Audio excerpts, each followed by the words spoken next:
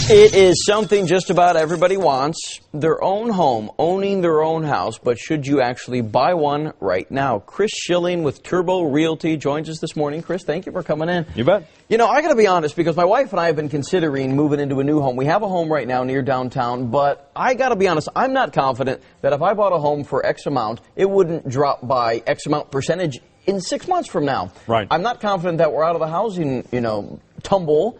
Are we, in your opinion? And is it as safe to buy right now?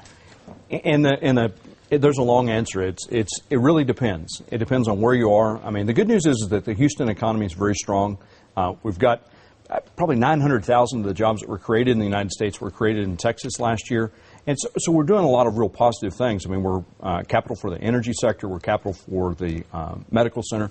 The Port of Houston is now the largest port in the United States. So we have a lot of good economic indicators that are helping the economy and really helping people make those buying decisions. Interest rates are really low right now. So there's some advantages for you to buy in Houston. If you're in Las Vegas, Nevada, then this is a different story.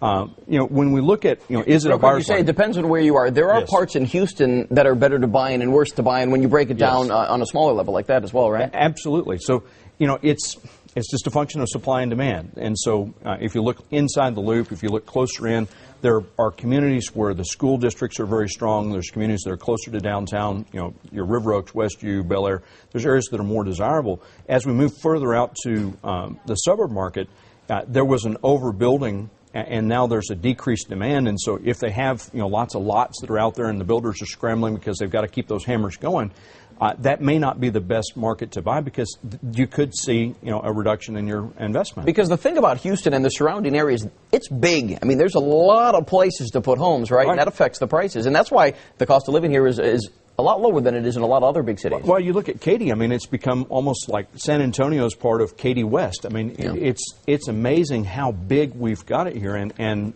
they're going to continue to build in these rice fields. I got to ask you about mortgage rates because, they went down historic lows in 5 decades. And then they start to creep back up again. How long, in your opinion, do you think they will stay low?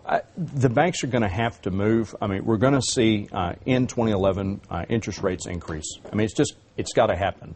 And they're the lowest they've been in 50 years. I mean, you can get an interest rate in the 4s right now.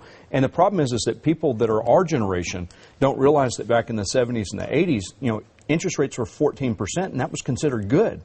And so even at 6 and 7%, they're still much lower than they've been in the last 30 years. But people are going to stop buying if you see those interest rates. Very quickly, just a couple of seconds left. Do you feel like people are more confident, the clients that you deal with, more confident in the economy to buy homes, or is it still? The customers that I'm working with, a lot of them are coming from Mexico. A lot of them are higher-end customers, and those guys are looking at the interest rates and saying, hey, there's some good buys out there, great interest rates, and so they're making a move before those interest rates change. Okay. And then they buy less house for the same amount of money if there's a change in the interest rate. So those guys are confident. But in general, we're seeing people have a lack of confidence, which is unfortunate because there's only about 3.5% foreclosure rate out there. Everyone thinks it's 30 or 40%. The whole market's gone to hell. Very good. Chris Schilling, Turbo Realty, thanks for some insight. We could talk about this for a long time. We touched the surface there, so thanks for coming in. Thanks.